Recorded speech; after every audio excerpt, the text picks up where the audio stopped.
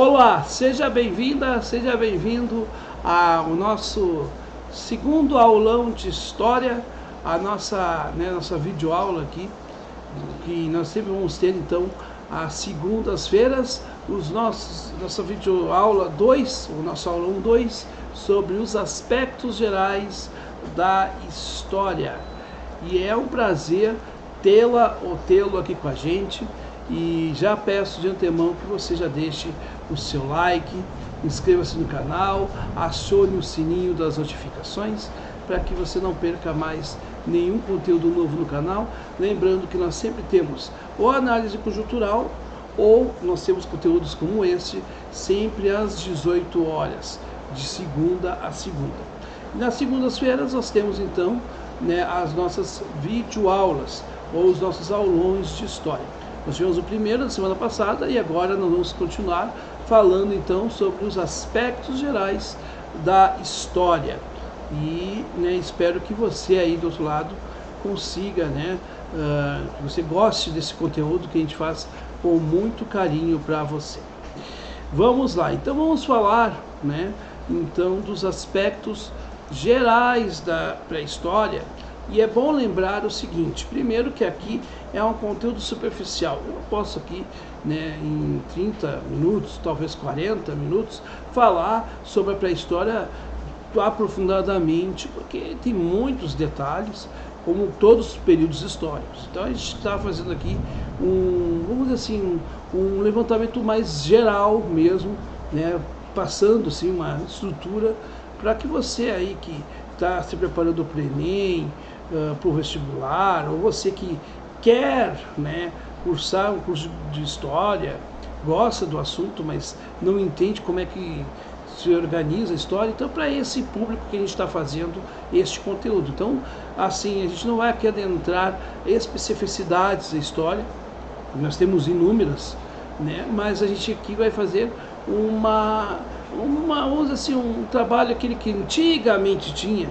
Olha que eu sou antigo, aquele trabalho de reforço que a gente tinha na escola, quando, por exemplo, não ficávamos com a nota em dia, com a nota na média, então a gente fazia aquela revisão mesmo geral. Então uma revisão mais geral, mas em todo caso, é importante. Então nós temos aqui então os aspectos gerais da pré-história. Então é o nosso conteúdo aqui do nosso aulão 2. Vamos lá, então vamos lá pegar aqui os slides e vamos se apresentar. Primeiramente, sou Noé Gomes, sou professor, historiador e também sou o criador deste canal. E é quem vos fala.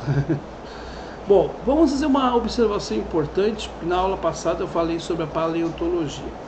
E aqui nós temos um recorte do site História Digital, que é um site muito bom. Ele tem vários resumos de história, vários materiais interessantes. Eu, inclusive, conheço o criador desse blog, que virou um canal, virou um site muito importante, assim, naquela pesquisa mais básica, mas é um trabalho importante, é um trabalho que as pessoas precisam ter esse conhecimento mais basilar, e nós temos então aqui no História Digital. E no História Digital, o professor Michel faz um recorte importante. Ele diz assim, a arqueologia é a ciência que estuda a cultura material humana num dado tempo e espaço.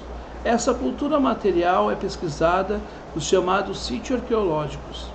A paleontologia, por sua vez, é a ciência que estuda, através de fósseis, os organismos que viveram no planeta ao longo do tempo geológico.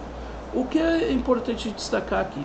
Eu falei na última videoaula que os paleontólogos se preocupavam com os dinossauros, que, claro, não é preocupação dos arqueólogos, mas dos paleontólogos. Mas não só dos dinossauros. Todos os outros seres da pré-história, seres que inclusive estão extintos, é de interesse da paleontologia, estudo dos fósseis, até para entender a evolução das espécies, Então é bem importante a gente fazer este registro aqui antes de mais nada. Vamos lá então, gente. Vamos falar sobre a origem do homem. E eu, quando estou falando da origem do homem, é a origem da humanidade, né? Então, que é um tema por si só muito delicado, né? E ele é delicado por se tratar, né, de duas teorias também, e tem a ver com duas teorias que se conflitam talvez, mas que a gente não tem que entrar nessa disputa. Pelo menos eu, como professor de história, não estou interessado nessa disputa, que é a disputa entre o criacionismo, que está na Bíblia, né, contém, né, a Gênesis que Moisés nos narra, e o evolucionismo, que vem de Charles Darwin, né? Então, gente, nós temos que cuidar, né, porque o criacionismo, que está na Gênesis, que é a história de Adão e Eva, ela é uma teoria vinda de um simbolismo religioso. Agora, desmerecer, né, essa teoria, ou essa narrativa, ou o que você quiser, dar o nome para o que você quiser, eu acho também que não é o melhor caminho. E imaginamos hoje, né, num contexto do nosso país em que nós temos a despolitização das coisas e um negacionismo da ciência, há pessoas que elas negam a ciência e talvez acreditam realmente numa simbologia.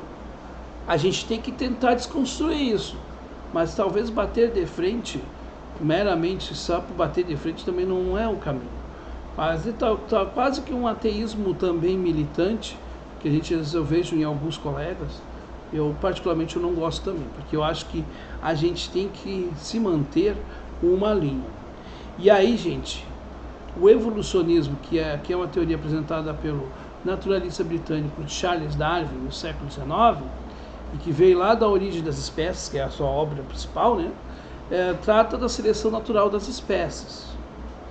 E isso é o que a ciência diz, né? Então, se por um lado nós temos a teoria de Adão e Eva, nós temos, né, como ciência a seleção natural das espécies.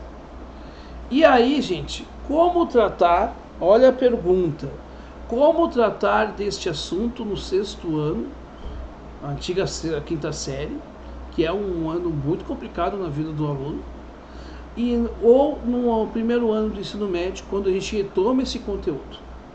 Como tratar deste assunto, né, de forma que a gente não crie problemas para nós e nem para os nossos alunos, principalmente. Como tratar desse assunto? Imaginemos uma criança de 6º ano, que a família é muito evangélica, que acredita nisso, né, piamente, e não estou aqui desmerecendo, não estou entrando em julgamento de valor, por favor. E como chegar para essa criança e explicar que que existe uma teoria, que é a teoria da ciência, e que a teoria essa bíblica, ela é uma simbologia. Então é muito delicado esse tema.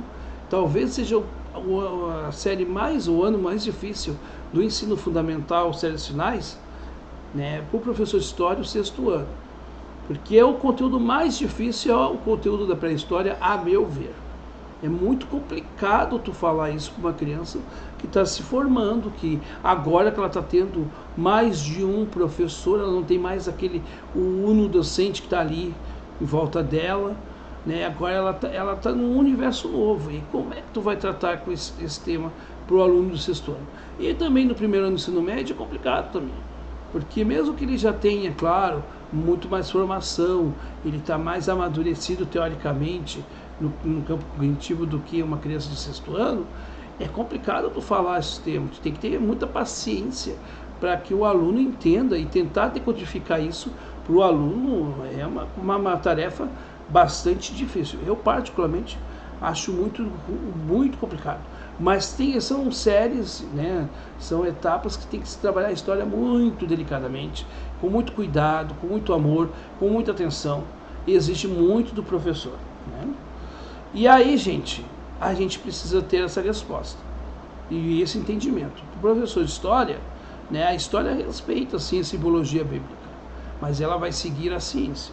Portanto, a teoria darwinista é a que deve orientar o professor de história, no sentido de dizer, olha, essa teoria é a científica. Como a história ela se baseia na ciência e não na religião, e não que ela não estude a religião, né? ela estuda a religião, ela tem uma relação com a religião, mas os princípios norteadores do historiador são os princípios científicos e, portanto, é a história orientada no princípio darwinista, nessa ideia de evolução das espécies, certo? Pois bem, vamos agora então falar da divisão da pré-história. E essa divisão da pré-história, ela é interessante. Vamos ter livros que vão ter essas três divisões: paleolítico, mesolítico e neolítico. Tá? Paleolítico, paleo vem de pedra, né? É o período da pedra lascada. Mesolítico, meso vem de meio, né? Então, período intermediário entre uma pedra lascada e uma pedra polida, uma pedra mais trabalhada, mais bem trabalhada. E neolítico, então, né, é o período da pedra polida, né? Então, é o período em que já há um aperfeiçoamento dos artefatos feitos, né? Como, por exemplo, flechas para pesca, outros instrumentos de corte, né, que são mais bem elaborados. Então, assim, há uma divisão tradicional que tem esses três períodos. Porém, também tem uma outra divisão, que ela é mais recente, que é a divisão, né, em dois períodos somente. Então, o paleolítico e o neolítico. Tá? É muito comum termos nos livros didáticos essa divisão. Em alguns vão falar nesses três períodos, em outros vão falar em dois períodos. Tá? Eu, particularmente, eu prefiro essa segunda divisão. Por que eu acho que é melhor? Porque realmente tem uma transição, mas se a gente for olhar, no final do Paleolítico já tinha confecção de coisas polidas.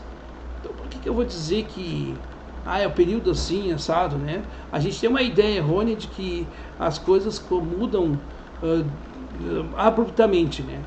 E não é verdade. Nós estamos na era digital, mas existe ainda pessoas que escrevem, eu escrevo muita coisa no papel. Então o papel não acabou, nós estamos no meio digital. Então essa transição, eu acho uma coisa meio redundante. Até por isso que eu penso que a melhor divisão é essa. Mais simples, inclusive. Pois bem, vamos falar então do Paleolítico, né, que é o período então mais extenso da pré-história, né, e esse período ele tem, claro, as suas características. E quais são elas? Primeiramente, que ela começa com o surgimento dos primeiros hominídeos. Então, a primeira espécie humana, as primeiras espécies humanas, então, o surgimento delas é que começa o Paleolítico. Aí começa o que nós chamamos de pré-história, que já discutimos já na outra aula, de que é um conceito um tanto quanto ultrapassado.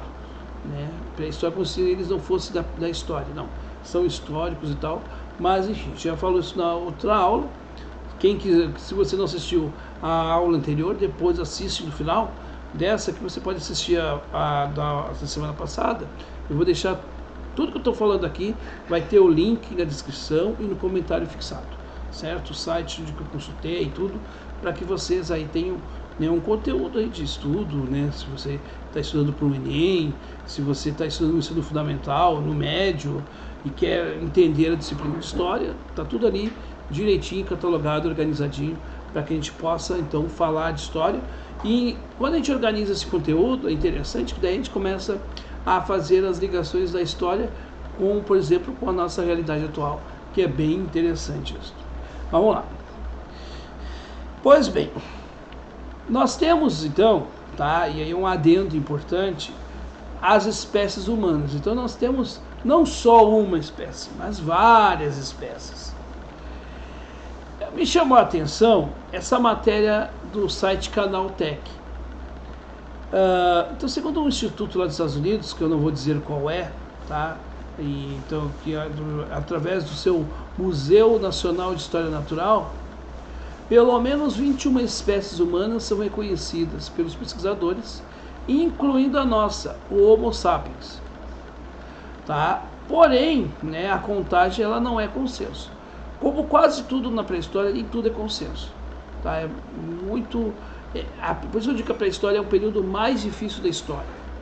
Por conta dessas incertezas, porque sempre tem uma descoberta nova, um fóssil novo, uma evidência diferente. Então, a pré-história ela é muito difícil de estudar. Tá? Pois bem, a gente falou em 21 espécies, falamos. Mas nós temos também, né, aquelas principais, vamos dizer assim.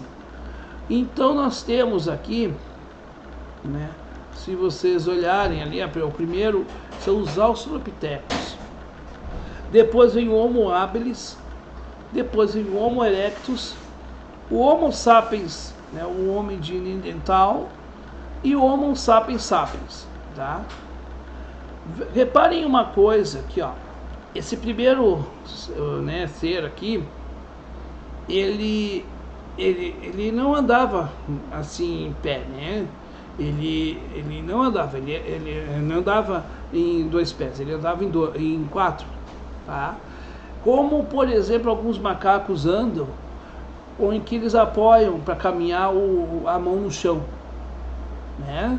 Para você mais ou menos entender. Então, assim, até o Homo habilis, esses seres, eles não andavam de forma bípede, né? Nós andamos de forma bípede, nós vamos, né, de forma ereta. Por que erectus, né? Ereto, né? E ele, claro, ele já tinha uma capacidade cerebral mais bem desenvolvida, né? E ele tinha então essa condição. Quando vai passando, por exemplo, o Homo sapiens antigo, né, você vai ver que ele, claro, já tem essa coisa de estar ereto, né? Ele é um pouco mais alto, inclusive, né? E a nossa espécie, né, ele é mais alta e anda ereta, e tem o quê? O que ela tem de diferente, que talvez você nunca tenha dado muita importância, não tenha parado para pensar nisso. Tem um documentário de uns anos atrás, chamado Ilha das Flores, que destaca isso. Nós temos a questão do movimento de pinça, ou do polegar opositor. A gente pode fazer isso aqui. A gente pode, né, fazer coisas minúsculas, né? Nós temos uma motricidade diferente. Se pegarmos um Australopithecus, ele não iria conseguir pegar um objeto, pegar um celular como eu pego agora. Ele não teria esse desenvolvimento, né? É uma coisa mais rústica mesmo, né? E nós não, nós temos esse avanço biológico, né? E a partir então do Homo erectus a gente começa a ter uma evolução nesse sentido. Pois bem, alguém perguntaria o seguinte: mas o homem não descende do macaco? E aí, o que você pensa? O homem não descende do macaco? Eu já ouvi falar, você já deve ter ouvido falar nisso, né? Pois bem, existe uma espécie híbrida ainda desconhecida, e talvez seja desconhecida para o resto da vida, chamado elo perdido. Elo vem daquelas, sabe aquela coisa da corrente, né? Você tem a correntezinha ali, né? Cada parte da corrente a gente chama de elo.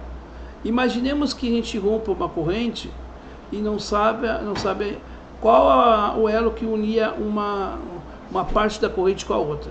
É mais ou menos isso. Então nós temos o elo perdido. A gente tem uma espécie híbrida cujo fóssil é desconhecido. Portanto, não existe essa ideia, essa teoria, ela é errônea de que nós descendemos do macaco, certo? Pois bem, vamos voltar então sobre o Paleolítico, que é o período mais extenso da pré-história, que começou com o surgimento dos primeiros hominídeos e que tem também, né, como conhecido também como período da pedra lascada, né? Como eu já falei anteriormente, né, a gente não deve se ater a essas nomenclaturas em si, porque elas, né, enfim, não é tão assim, né? A gente vai ter presença de pedra polida já no final do Paleolítico, por exemplo. Vai ter. Então, é meio errôneo isso. Hoje, né? Entendimento atual. Bom, no Paleolítico, né, essas espécies eram nômades. Ou seja, elas não tinham fixo o seu lugar. Elas não tinham uma casa como nós temos hoje. Então, elas viviam em bandos e ajudavam uns aos outros na obtenção de alimentos através, né, da caça, da pesca e da coleta de frutos, raízes e ovos, tá? Então eles eram coletores e caçadores. E sendo assim, eles não sabiam como se fazia o fogo. Eles se valiam do fogo, mas não sabiam como fazer o fogo, como fazer a combustão. Né? Esses grupos se aqueciam então, né, do frio e começaram a usar o fogo para cozer os alimentos, para defender de si, né, de animais ferozes e tudo mais. Mas, né, isso é se iluminar à noite, mas eles não sabiam como fazer o fogo. Tá? Aqui nós temos, tá, exemplares de objetos feitos, né, nesse período. Reparem que aqui nós temos, né, uma lança bem mais primitiva, ao passo que aqui não é tão primitivo, né, mas ainda assim. E olha só a diferença aqui está bem definidinho, né, a questão de como funciona, como é a lança, né, e é claro, né, dentro das possibilidades deles. De cada espécie de fazer, de produzir, né, gente? A gente vai fazendo, né, conforme as nossas condições. Nós temos então, né, um outro período menor, mas não tão menos importante que este, né, período anterior, que é o Paleolítico, que é o Neolítico. O Neolítico, né, ele também é conhecido como período da Pedra Polida, e ali, né, ele se desenvolveu nesse período modificações climáticas que alteraram a vegetação, aumentaram as dificuldades para a caça e houve então instalação na margem dos rios, tornando-se então, né, esses homens sedentários. A partir do Neolítico é que começa a sedentarização do ser humano, certo? Pois bem, no Neolítico também, já repetiu aqui, né? Nós vamos ter os objetos mais bem acabados, né? Até porque a pedra, depois de lascada, era esfregada no chão ou na areia até que ela tornasse polida. Então vamos ter técnicas mais apuradas. Há o desenvolvimento da cerâmica, né, na fabricação de potes para guardar o excedente da produção agrícola, ou seja, já começou ali então o desenvolvimento da agricultura. O desenvolvimento da agricultura começou com as mulheres observavam que quando caía as sementes brotavam. Então a partir, né, da sedentarização da mulher é que nós temos então a descoberta da agricultura. Bom, também houve desenvolvimento das técnicas de fiação e tecelagem para a confecção de tecidos de lã e linho, em substituição então àqueles trajes de peles de animais, né? A domesticação de animais também nesse período, e também, né, a sedentarização que a gente tinha falado, e o domínio do fogo. Pois bem, gente, nós temos aqui, né, o Museu da Vida da Fiocruz, né, o Em Vivo, que possui isso aqui, ó. E em destaque, então, nós temos aqui, ó, entre 1,8 milhões a 300 mil anos atrás, o Homo erectus, um ser com raciocínio mais evoluído, descobriu que se fixasse, se fizesse fricção, melhor dizendo, entre duas pedras, esfregando uma na outra, ele conseguiria produzir uma faísca que se colocaria em algum lugar de fácil combustão. E isso pegaria fogo. Então, gente, nesse contexto, nós vamos ter, então, né, esse avanço. E esse avanço é importante porque a gente começou, então, a descobrir como se faz o fogo. Até então, meu pigarrinho aqui na garganta. Perdão. Nós vamos ter, então, né, o fogo produzido naturalmente. E como eles não sabiam como produzir o fogo, quando ele terminava, né, eles ficavam muito mal, né? E assim, com a descoberta do fogo pelos Homo erectus, isso foi um avanço significativo. Esse aqui é o Homo erectus, né? Primeiro produziu o fogo e a primeira espécie bípede, né? Reparem, né, que ele ainda tem traços mais primitivos, né, mais primatas, né, em relação a nós, por exemplo. Pois bem, gente, assim então nós encerramos, né, o nosso conteúdo dessa segunda aula, e espero que vocês aí tenha ficado claro, né? Essa primeira leitura mais superficial, que essa leitura possa ajudar você que está fazendo Enem, fazendo vestibular, você que quer estudar história, que essa estrutura que ela fique mais fácil, né?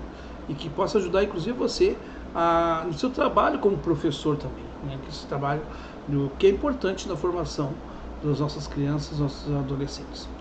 Gente, quero agradecer demais o like de todos, né? E eu tenho certeza, né, que enfim, que a gente vai ter, né, eu poderia dizer o seguinte, um melhor entendimento da história ainda. Eu luto muito para que a gente tenha um melhor entendimento da história e da nossa realidade conjuntural. Não é fácil, mas quem disse que eu vou e você vamos dizer assim, nos esconder porque é difícil? Pelo contrário, aqui a gente não desiste jamais. É isso, gente. Até a próxima aula, na semana que vem, às 18 horas, na segunda-feira. Até!